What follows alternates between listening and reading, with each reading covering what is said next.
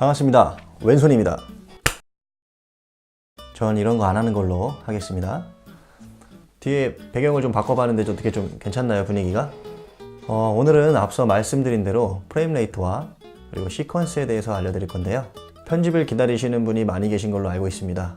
저도 빨리 본격적인 편집을 하고 싶은데 편집할 때 반드시 알고 계셔야 될 개념이라서 이것만 설명을 드리고 넘어가도록 하겠습니다. 먼저 프레임 레이트부터 시작하도록 하겠습니다. 우리가 눈으로 보는 모든 영상은 정지 화면의 연속이라고 보시면 됩니다. 왜 그 어릴 때 교과서 구석에다가 손으로 넘기는 만화 그런 거 그려보신 적 있으시잖아요. 빠르게 이렇게 쫙 넘기면은 마치 움직이는 애니메이션처럼 보이는 그런 거 말이죠. 그때 그 교과서에 그려진 정지된 화면 하나하나를 우리는 프레임이라고 부릅니다. 우리가 촬영하는 동영상도 그렇게 정지된 프레임으로 구성이 되어 있습니다. 그리고 이 프레임을 1초에 몇 장을 보여줄 건지 결정을 하는 기준을 프레임 레이트라고 합니다.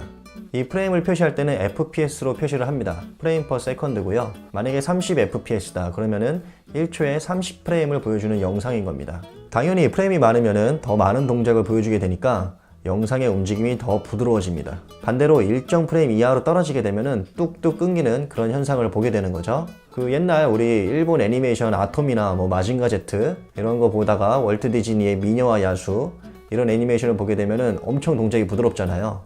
그게 바로 프레임 레이트의 차이가 있기 때문입니다. 일본 같은 경우에는 보통 20프레임, 24프레임 이런 걸 사용을 하고요. 디즈니 같은 경우에는 30프레임을 사용하거든요. 그럼 우리 일상적인 생활에서는 어떤 프레임 레이트를 사용을 할까요? 영화 쪽에서는 주로 24프레임을 사용합니다. 다소 낮은 프레임 레이트로 되어 있는데요. 그게 사람의 눈을 편안하게 해주고 그와 동시에 심리를 느슨하게 풀어주기 때문에 과거부터 낮은 프레임을 사용하기 시작했고 지금까지도 24프레임을 주로 쓰고 있습니다. 우리가 흔히 보는 드라마나 일반 영상들은 다 30프레임을 사용을 하고 있고요. 가장 흔하고 일반적인 프레임 레이트입니다. 그 다음에 게임 방송이나 다큐멘터리 같은 경우에는 60프레임을 많이 사용을 합니다. 한 장면도 놓치지 말아야 되는 그런 장르에 많이 사용을 하고요. 그럼 프레임이 높으면 무조건 좋은 영상일까요? 또 그런 것도 아니에요. 내가 만들려는 영상의 장르가 어떤 건지에 따라서 그에 맞게 선택을 하셔야 됩니다. 가끔씩 60프레임으로 된 영화나 드라마들을 볼 수 있는데 사람의 움직임이 너무 사실적이어서 오히려 불편하고 어색해 보이기도 하거든요. 그럼 우리는 몇 프레임을 써야 될까요? 여러분이 만약에 뮤직비디오나 감성적인 브이로그 이런 영상들을 만드신다면 24프레임을 선택을 하시고요. 그 외에 일반적인 모든 영상은 30프레임을 사용하시면 됩니다. 컴퓨터 강좌나 다큐멘터리 그리고 게임 방송은 60프레임을 선택하시면 좋습니다. 참고로 유튜브에서 지원하는 프레임 레이트는 60프레임까지 가능합니다. 간혹 23.97, 29.97, 59.97 이렇게 0.03 정도 빠진 프레임 수치를 보신 적이 있을 텐데요. 이거는 과거 아날로그 TV 송출하던 시절 전송 속도의 시간차로 인해서 만들어진 프레임 레이트입니다. 요즘 같은 시대에는 굳이 안 쓰셔도 상관없고요. 더군다나 인터넷으로 보는 영상은 관계가 없다고 보시면 됩니다. 장점이라면 기분상 용량 절감의 느낌 그 정도 그냥 편하게 24, 30, 60 이렇게 선택을 하시면 됩니다. 앞선 시간에 프로젝트 창에서 파일 블록에 대해서 배우셨을 겁니다.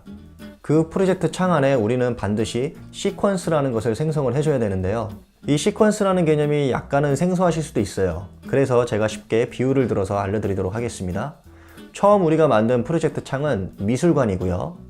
시퀀스는 그 미술관 안에 전시된 액자들이라고 보시면 됩니다. 보통 액자 프레임은 A4 사이즈, A3 사이즈 이런 식으로 크기가 정해져 있잖아요. 하지만 그 안에 작가 마음대로 사진을 넣을 수도 있고 아니면 그림을 넣을 수도 있겠죠? 또 어떤 경우에는 액자에 꽉 차는 사진을 넣기도 하고 아주 조그맣게 사진을 넣기도 합니다. 아주 여백을 많이 해서. 그래서 액자 틀 안에서 작가가 자유롭게 자기 마음대로 표현을 하는 거죠.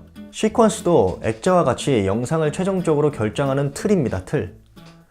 시퀀스로 해상도와 프레임 레이트 등 각종 정보들을 설정을 하고요. 그 안에 영상들을 넣어서 우리 마음대로 편집을 하는 겁니다. 만약 시퀀스에서 FHD 해상도, FHD 해상도로 24프레임으로 설정을 하고 4K 60프레임 촬영물을 넣으면 최종 영상은 FHD, FHD 24프레임으로 출력이 됩니다. 이해되셨죠? 그러니까 시퀀스는 우리가 최종적으로 뽑아내야 될 영상의 정보로 설정을 해주시면 됩니다. 또 시퀀스는 이런 틀의 역할도 하지만 자주 쓰는 편집 영상들을 모아놓는 일종의 라이브러리 그런 역할로도 사용을 하고 있고요. 이거는 계속 하시다 보면 자연스럽게 익히게 될 개념이니까 그냥 지금은 그냥 가볍게 그냥 그렇구나 하고서 넘어가셔도 됩니다. 어찌됐든 간에 우리는 제일 먼저 시퀀스를 생성을 해줘야 됩니다. 그럼 한번 시퀀스를 만들어 볼까요? 자, 그러면 우리가 시퀀스를 새로 생성을 하려면은 프로젝트 창에서 오른쪽 버튼을 누르시고 새 항목에서 시퀀스를 선택을 합니다. 그러면은 이제 이렇게 창이 뜨는데요. 왼쪽에는 프리미어 프로에서 기본적으로 만들어 놓은 그런 프리셋입니다. 그런데 이 프리셋 같은 경우에는 별로 이렇게 쓸만하게 지금 우리 설정에 맞는 게 없을 거예요. 그래서 새로 한번 만들어 보도록 할게요. 아무거나 선택을 하셔야 돼요. 먼저 여기서 뭐 아무거나 여기 위에 선택을 할 수 있게끔 활성화가 됩니다. 그럼 세팅으로 들어가셔서 다시 편집 모드를 맨 위로 올려셔서 커스텀 선택을 해주시고 그 다음에 프레임 레이트를 여기서 설정을 해주는 겁니다. 어떤 프레임 레이트로 만들 건지 저는 24프레임으로 선택을 해볼게요. 그 다음에 프레임 크기, 이게 영상의 크기인데요. 1920, 1080이 지금 가장 많이 쓰는 FHD 해상도, FHD 해상도니까 이걸 그대로 하도록 하겠습니다. 그 다음에 픽셀 종이행비 같은 경우에는 1.0 스퀘어 픽셀, 정사각형 픽셀로 선택을 해주시면 되고요. 그 다음에 필드는 필드 없음, 이걸로 선택을 하시면 돼요. 이거 프로그레시브 뭐 위쪽 필드부터 아래쪽 필드부터 이거는 옛날에 아날로그 TV 그거 할 때 그런 거거든요. 요즘에는 이런 게 필요 없습니다, 사실. 그래서 노필드를 해주시고 이것도 이거 그대로 똑같이 두시고 됐습니다. 그 다음에 이제 이 설정들을 자주 사용할 거다 그러면은 여기서 이제 이름을 정해 주시면 돼요. 알아보기 쉽게 24프레임 아이고 24프레임 뭐 1080 이렇게 해주시면 되겠죠. 1080은 이 해상도에 1080 뒤에 나오는 세로 픽셀을 기준으로 쓰는 거거든요. 여기 1080이라고 돼 있으면은 아 이거는 FHD 해상도구나 이렇게 알고 계시면 됩니다. 이렇게 이름을 써주신 다음에 사전 설정 저장 누르시고 이름을 여기서 쓰는 거네요. 제가 착각을 했네요. 방금 저거는 시퀀스 이름이고 요거는 프리셋 이름 24프레임 1080 오케이 해주시면은 이제 아까 전에 제가 만들어 놓은 것처럼 왼쪽 맨 밑에 이제 생성이 됐을 겁니다. 이거는 제가 기존에 만들어 놨던 시퀀스 설정입니다. 그래 이걸로 만들겠다 하면은 이제 여기 선택을 하시고 오케이를 하시면은 시퀀스가 생성이 됐습니다.